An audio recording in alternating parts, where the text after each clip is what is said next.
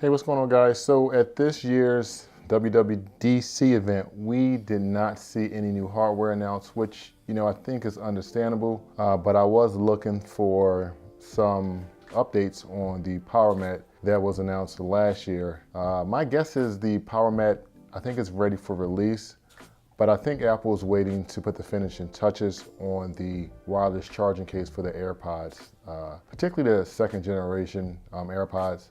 I don't think the first gen is going to get a wireless charging case, but that's just my 2 cents. I think the Power Mat will be released alongside the new iPhones that come out this year. So one of the things that Apple talked about at WWDC that caught my attention was related to the ecosystem. And as you guys may know, I'm a big Apple ecosystem junkie, and what Apple announced was Siri shortcuts at WWDC this year that will allow us to create recipes for custom voice commands of your choosing.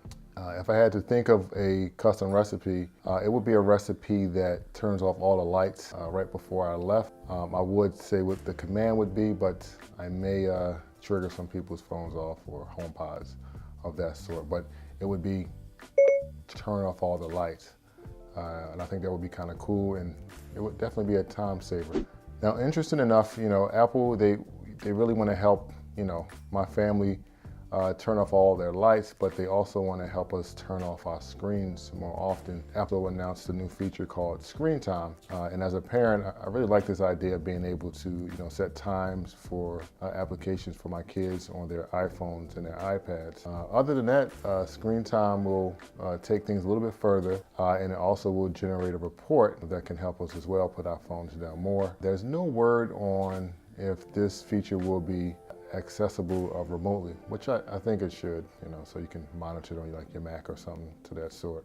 All the extra time we have from putting our phones down with Screen Time, I think we can spend that time looking at live sports on our Apple TV. So what happened here is Apple, they kind of partner with major cable providers to bring even more live sport to tvOS. I think this is going to be the year that we're going to get the NFL in 4K, and that's something I've been really waiting for a long time. Now, the fun doesn't really stop there.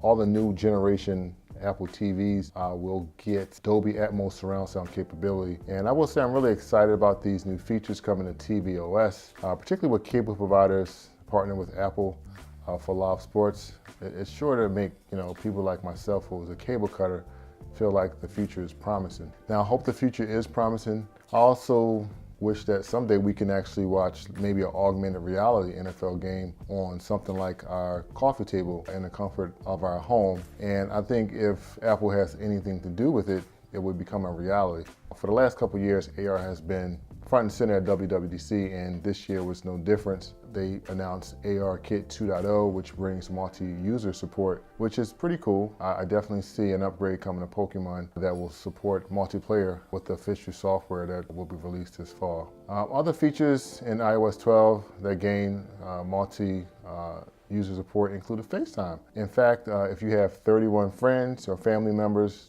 they can all really join in on the FaceTime session. Some additional features Apple has added to FaceTime is Memoji support, which allows your presence to be represented by a talking emoji that favors your characteristic as a cartoon character. Memoji fun doesn't stop with FaceTime. Your lovable character can replace the talking poo emoji that has spread its love across the world with SMS threads. The world should also see a performance boost with iOS 12 when it's installed and running on devices that date back to the iPhone 5S, which is nice. This really means that apps will launch faster and the UI will react to your swipes with close to no hesitation. Now, speaking of UI, macOS has a new name for OS. The update is coming this fall, which is going to be called Mojave, which overall is one of the coolest names I think Apple has come out with a software update. Now, I don't have anything against California parks, but this is not the only cool part of Mojave. Mojave has added a dramatic new look that will let Mac users focus more on their work. This dramatic new look is called Dark Mode, which is a feature that iPhone users have been asking for a long time. So Apple, I expect to see you add this feature to the Goldmaster update of iOS 12 that's being launched this fall. At this point, It really only makes sense to enable this feature on iOS, since macOS, watchOS, and even tvOS all have stealthy dark mode options in the settings. Now, before I finish, for all my Apple Watch users that's tired of going into the workout app on your watch for the workout you're about to engage in, automatic workout detection will make your future workouts a bit more seamless. One last feature that is also seamless on watchOS 5 is a feature called Raise to Speak. Now we can simply just raise our wrists and talk to our virtual assistants, which I think is a very nice, useful feature with watchOS 5. Now you have podcast support where we can ask Siri to play our latest podcast, so that's kind of cool as well. Hey guys, thanks for watching. What excited you most about WWDC? Mine has to be the additional live sports coming to tvOS and screen time for iOS to keep better tabs on how long and what our kids are doing on their devices. Stay tuned for my next video where I'll be installing some new hardware on my wife's SUV head unit to provide Apple CarPlay support. I will talk to you guys